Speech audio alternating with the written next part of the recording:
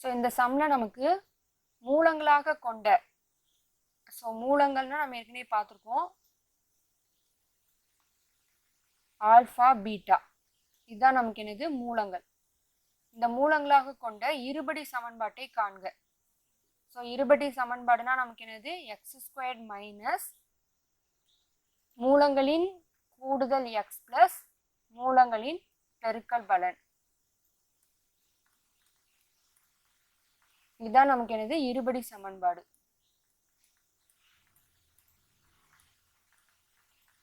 So அப்போ இதில் நமக்கு என்ன வேணும், இந்த மூலங்களின் கூடுதல்னா என்ன அர்த்தம் அப்படின்னா,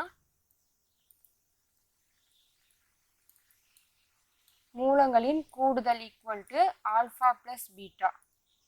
ஸோ அதே சமயத்தில் மூலங்களின் பெருக்கல் பலன் அப்படின்னா ஆல்ஃபா இன்ட்டு பீட்டா. இப்போ நம்ம இந்த சைன் 15 டிகிரிலேருந்து ஆல்ஃபா பீட்டா என்ன செய்யணும், கண்டுபிடிக்கணும். ஸோ சைன் 15 டிகிரி இதை வந்து நம்ம சைன் ஆல்ஃபா ப்ளஸ் பீட்டா அல்லது ஆல்ஃபா மைனஸ் பீட்டா இது மாதிரி பிரிக்கணும். இப்போ sine 45 degree minus 30 degree. So இதை மைனஸ் பண்ணால் நமக்கு 15 டிகிரி கிடைச்சிரும். இப்போ இது நமக்கு sine alpha minus beta equal to formula நமக்கு sine alpha cos beta minus cos alpha sine beta. So அப்போ sine 45 degree minus 30 degree equal to sine ஆல்ஃபாவுக்கு பதிலாக 45 டிகிரி காஸ் பீட்டாவுக்கு நமக்கு என்னது 30 degree. So minus cos 45 degree sine பீட்டாக்கு 30 degree. இப்போ இதோட மதிப்பு நம்ம போடணும். சைன் 45 டிகிரிக்கு 1/√2 into √3/2 minus 1/2 into sine 30 degree, sorry 1/√2 into 1/2. இப்போ இதை மல்டிப்ளை பண்ணோம்னா 2√2, ஸோ மேலே √2 மைனஸ் 2√2 1. இப்போ நமக்கு கீழே ரெண்டுமே சேமாக இருக்கிறதால ஈஸியாக இருக்கும் எல்சிஎம் எடுக்குது. 2√2, ஸோ அப்போ √3 மைனஸ் 1. இதுதான் நமக்கு என்னது சைன் 15 டிகிரி. அடுத்தது காஸ் 15 டிகிரி. ஸோ அது ஈக்குவேஷன் 1ன்னு வச்சுக்கலாம். இப்போ காசுக்கும் அதே தான், நம்ம cos 45 degree minus 30 degree. So cos alpha minus beta equal to cos alpha cos beta plus sine alpha sine beta. இப்போ cos 45 degree minus 30 degree. So ஆல்ஃபாவுக்கு நமக்கு 45 டிகிரி, பீட்டாவோட மதிப்பு 30 degree plus sine 45 degree sine 30 degree. இப்போ இதோட மதிப்பு நம்ம போடணும். 1/√2 இன்ட்டு √3/2 ப்ளஸ் சைன் 45 டிகிரிக்கு 1/√2 இன்ட்டு 1/2. ஸோ மல்டிப்ளை பண்ணால் 2√2 √3 ப்ளஸ் 1/2√2. இப்போ அது எல்சிஎம் எடுத்தோம்னா 2√2 √3 ப்ளஸ் 1. இதான் நமக்கு என்னது காஸ் 15 டிகிரி.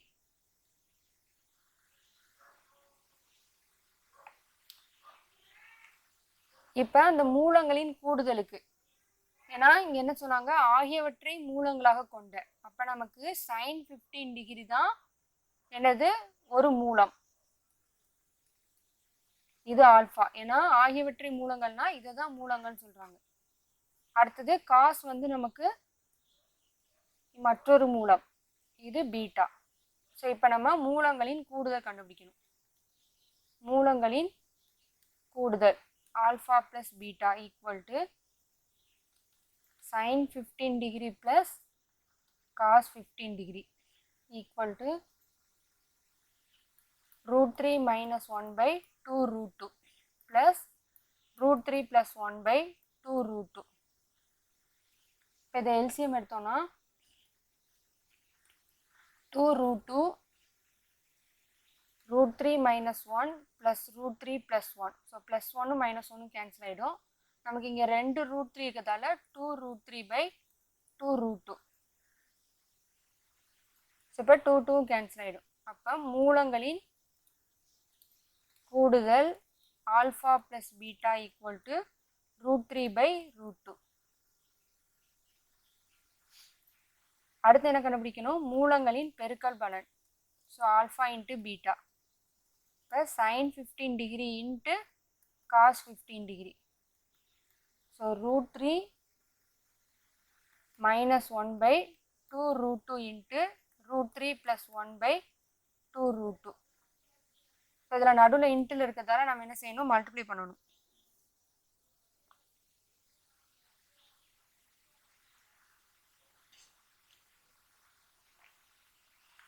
√2 இன்ட்டு 2√2. ஸோ மேலே நமக்கு √3 minus 1 இன்ட்டு √3 plus 1. இப்போ இது நமக்கு a minus b into a plus b form அப்படி இருக்கா? அப்போ a² minus b² போடணும். So a² minus b² by கீழே உள்ளதை மல்டிப்ளை பண்ணோம்னா 2 இன்ட்டு 2 4. So √3 into √3 2. இப்போ √3 இன்ட்டு √3 3 minus 1/8. ஸோ 2/8 கேன்சல் பண்ணோம்னா 1/4. இப்போ மூலங்களின் பெருக்கல் பலன் alpha into beta equal to 1/4. இதை வந்து நம்ம அந்த மூலங்களின் அந்த இருபடி சமன்பாட்டில் போடணும். அப்போ x² மைனஸ் மூலங்களின் கூடுதல் √3/√2 இன்ட்டு எக்ஸ் ப்ளஸ் மூலங்களின் பெருக்கல் பலன் 1/4 ஈக்குவல் டு 0. ஸோ ஒரு இருபடி சமன்பாடுனா x² எக்ஸு, அடுத்தது லாஸ்ட் ஒரு மாறிலி. இப்போ இதை நம்ம எல்சிஎம் எடுத்தோம்னா 4√2. இப்போ 4x² minus 4√3x plus √2 equal to 0. So இந்த வகுத்தல் அங்கிட்டு நமக்கு பெருக்கலுக்கு போகும்போது 0வா மாறிடும். 4x² minus 4√3 plus √2 equal to 0. ஏன்னா 0 இன்ட்டு 4√2 0வால் எதை மல்டிப்ளை பண்ணாலும் நமக்கு 0.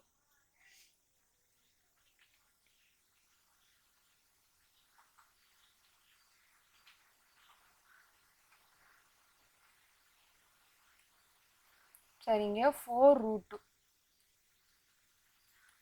4√2x² minus 4√3 plus √2. இப்போ இந்த 4 இருக்கா? 4 நம்ம வந்து எப்படி பிரிக்கலாம்?